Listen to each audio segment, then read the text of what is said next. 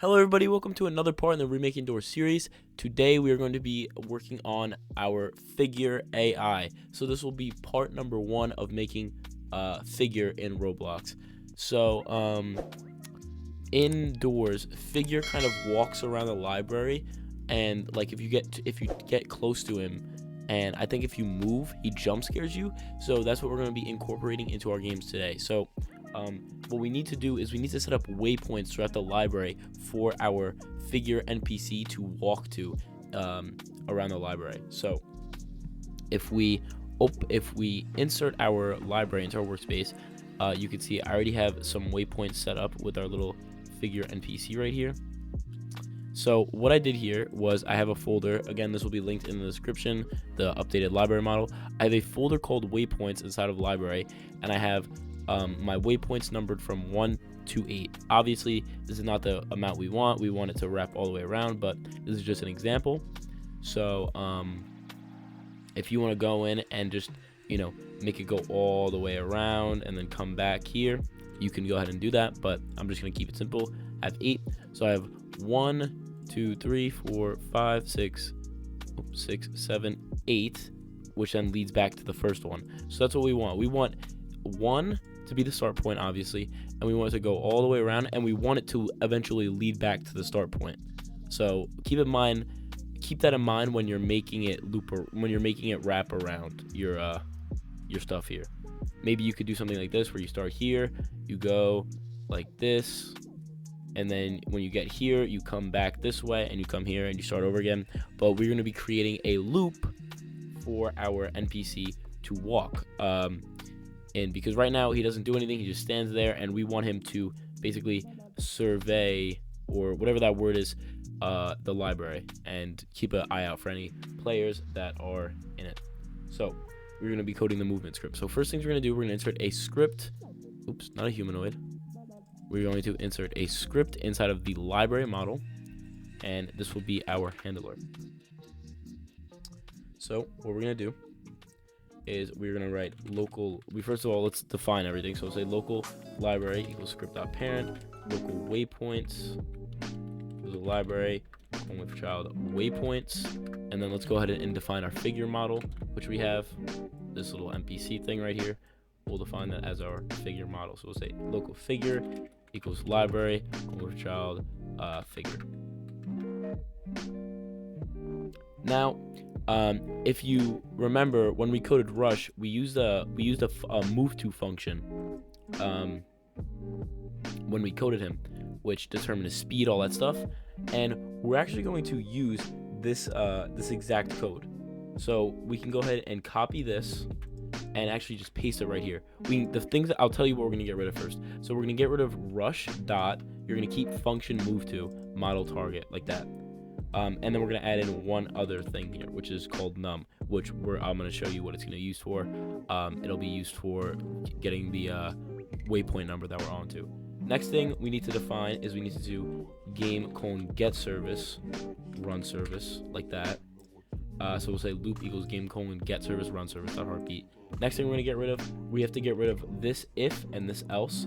All from this else to this if, we're going to delete. So we're going to highlight and delete it. We're going to get rid of one of these ends, and that is all we need to do for that. Oops, didn't mean to do that. So the next thing we're going to do is we're going to say this. We're going to say if num equals let me think here, number, oops, not the money sign, number of waypoints : get children do. So we're saying if the waypoint equals, not do, then is there an extra end here? I guess there is an extra end. So what we're saying here is we're saying if the number of the waypoint we're on is the last waypoint, then we want it to start back over again, right? So that's what we're going to do. But right now we don't have a function to actually move the figure. So we're going to write it down here. So we're going to enter on the last end. We're going to write function move figure parentheses. And then we're going to write for I equals 1, comma, number of waypoints : get children do.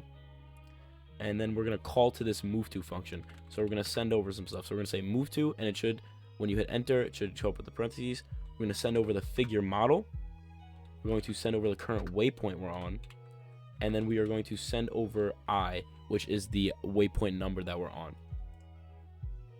And then in here, we're going to call to this move figure function right here. So basically what this is doing is this is basically creating a loop without a while true do loop. This is creating a loop. So what we're doing is, again, you guys can mess around with the speeds. I forgot to mention this. I'm going to set mine at 30. I don't want it to just run around the whole thing. But what this is basically doing is, and one last thing, just put move figure up here. Before anything, just write move figure parentheses. So we're going to call to this function. So what this is doing is when we run, it's going to call to the move figure function, which will cause the NPC to go around this once. And then in the move to function, we have it so that if the waypoint number it's on is the last one, we're going to call to this function again, which will then restart the whole thing. And then when that's done, it's going to call to it again and restart the whole thing over and over and over and over again. So now if we hit run, you should see our looks like it doesn't want to work. Okay.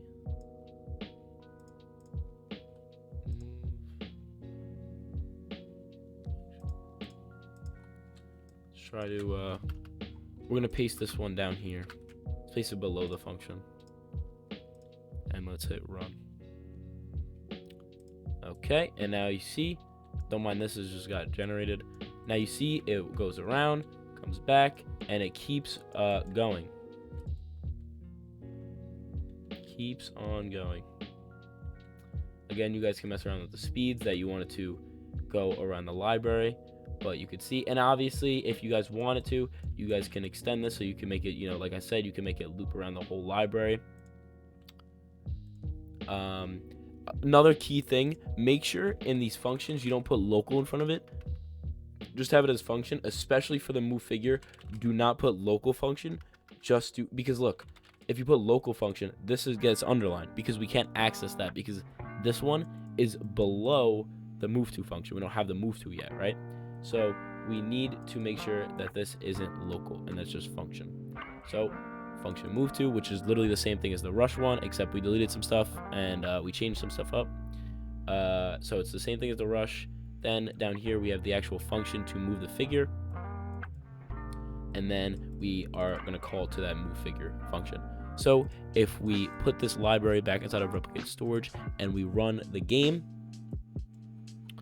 and we go to the library, which is right over here, you will see that we now have the our figure NPC going around the library, making sure there's no players. And if we hit play, let's go ahead and see what it looks like with our actual player in the game. So we'll just grab my player here and move him to the library. So go over here, and we'll just throw him in the room before it.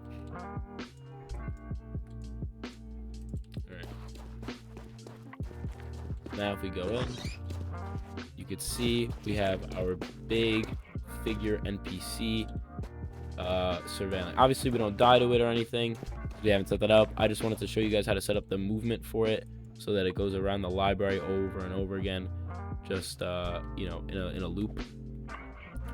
Another thing you guys might want to do is maybe make this can collide set to false, just that if we go into it, it's not going to move us with it. But you guys can mess around it. You guys can make as many waypoints as you would like, whatever pattern that you want this to go around in. Feel free to make it how you want it and change up the waypoints. And another thing, mess around with it because as you can see, I have it always facing the right way. Mess around with that because sometimes it'll not face the right way. Sometimes it'll do a spin because it's like one of these parts aren't facing the correct way. Make sure you rotate the parts in the correct way. Make sure you run it to see how the figure is facing, and you rotate the parts in the correct way to get that figure facing the correct way always. Like you can see here, it's always facing front. It's not doing like a spin ever.